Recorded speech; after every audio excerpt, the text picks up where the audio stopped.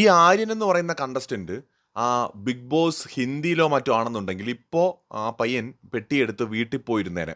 Seriously, Hindi big ബോസിലോ വല്ലതും ആയിരുന്നെങ്കിൽ ഇപ്പോൾ ആ സ്പോട്ടിൽ അവിടെ നിന്ന് സൽമാൻ ഖാൻ ഇറക്കി വിട്ടേനെ, മൂപ്പര് വീട്ടിൽ ഇരുന്നേനെ. ഞാൻ ഈ ഹിന്ദി ബിഗ് ബോസുമായിട്ടുള്ള കമ്പാരിസൺസ് പൊതുവെ നടത്താറില്ല, പക്ഷെ ചില സന്ദർഭങ്ങളിൽ പറയേണ്ടി വരികയാണ്. അതോടൊപ്പം ഒരു കാര്യം പറയാതിരിക്കാൻ പറ്റില്ല, നമ്മുടെ ലാലേട്ടൻ ഈ മനുഷ്യനെ സമ്മതിച്ചേ പറ്റൂ. ഒരു മനുഷ്യൻ വളരും തോറും, ഉയരങ്ങൾ കീഴടക്കും തോറും, അല്ലെങ്കിൽ ഏറ്റവും മഹാനായ നടനെന്ന് മലയാളികൾ വാഴ്ത്തിപ്പാടുന്ന, ഇന്ത്യൻ സിനിമയിൽ തന്നെ അറിയപ്പെടുന്ന സിനിമാ താരങ്ങളിൽ ഒരാളായ, മികച്ച നടന്മാരിൽ ഒരാളായിട്ടുള്ള മോഹൻലാൽ എന്ന് പറയുന്ന മനുഷ്യൻ, അദ്ദേഹം ഉയരം കൂടുന്തോറും, അദ്ദേഹം വളരും തോറും എളിമയുടെ ഒരു എന്താ പറയുക പ്രതീകമായിട്ട് അദ്ദേഹം മാറുകയാണ്. ഒന്നും പറയാനില്ല ആ മനുഷ്യനെ കുറിച്ച്. ഈവൻ ഇന്നലെ ഈ ആര്യം കാണിച്ച ഈ തെമ്മാടിത്തരം മമ്മൂക്കയോ സുരേഷ് ഗോപിയോ മലയാള സിനിമ ഇൻഡസ്ട്രിയിലെ വേറെ ഒരു നടനും ഇതേ രീതിയിൽ എടുക്കുമെന്ന് ഞാൻ കരുതുന്നില്ല. കാരണം ഒരാൾക്കും അതിന് പറ്റില്ല. ലാലേട്ടൻ ആക്ച്വലി ഇത് ഇങ്ങനെ കൈകാര്യം ചെയ്തതിൽ കുറച്ച് നിരാശനുമാണ് ഞാൻ. ഇങ്ങനെ അല്ല, ഇത്രയും ഒന്നും ഒരു ഇളവൊന്നും ഇവർക്കൊന്നും കൊടുക്കേണ്ട കാര്യമില്ല. ഇപ്പോഴും ഈ സംഭവം എന്താണെന്ന് അറിയാത്തവർക്ക് വേണ്ടിയിട്ട്, എപ്പിസോഡ് കണ്ടവരിൽ പലരും ശ്രദ്ധിച്ചു കാണില്ല, അവർക്ക് വേണ്ടിയിട്ട് ഞാൻ ആ സംഭവം ഒന്ന് പറയാം. അതായത് ലാലേട്ടൻ ബിഗ് ബോസ് കൊടുക്കുന്നൊരു മുട്ടത്തോടുണ്ടല്ലോ, ആ ഒരു മുട്ടത്തോട് കിരീടം അത് കിട്ടിയ എല്ലാവരും തലയിൽ വെക്കണം, ഇല്ലെങ്കിൽ പണിഷ്മെന്റ് കിട്ടുമെന്ന് പറയുന്നുണ്ട്. ആ സമയത്ത് ഉടനെ ആര്യം ചോദിക്കുന്നുണ്ട്, ലാലേട്ട കുളിക്കുമ്പോൾ ഊരാൻ പറ്റുമോ? അപ്പോൾ ലാലേട്ടൻ ചിരിച്ചുകൊണ്ട്, മോനെ കുളിക്കാറുണ്ടോ എല്ലാവരും? അപ്പോൾ ആര്യം ഉടനെ, പിന്നല്ലാണ്ട്. അപ്പോൾ ലാലേട്ടൻ പറയുന്നുണ്ട്, അപ്പോൾ കുളിക്കുന്ന സമയത്ത് അത് ഊരുക, കുളിക്കുക, നന്നായിട്ട് തല ചീകിയ ശേഷം വീണ്ടും വയ്ക്കുക. വേറെ എന്തെങ്കിലും സംശയമുണ്ടോ?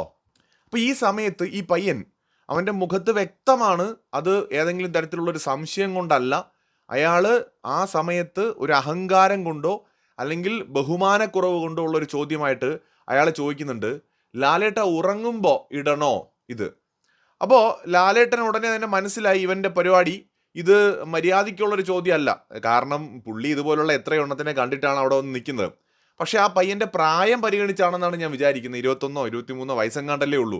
ലാലേട്ടൻ അവിടെ വെച്ച് വല്ലതും പറഞ്ഞാൽ അവൻ്റെ കരിയർ പോലും ഇല്ലാതായി പോകും. അപ്പോൾ അതുകൊണ്ടായിരിക്കാം, ആ ഒരു പരിഗണന കൊണ്ടായിരിക്കാം മൂപ്പര് പറഞ്ഞു, മോനെ നീ എന്നെ ഊരുകയാണോ അതോ നീ കറക്റ്റായിട്ട് ചോദിക്കുകയാണോ എന്നിങ്ങനെ ചോദിച്ച് ലാലേട്ടൻ അതിനെ ചിരിച്ചവിടെ അങ്ങ് വിടുകയാണ്. എന്നിട്ട് ബ്രേക്ക് എടുത്ത് ആൾ പോവാണ്.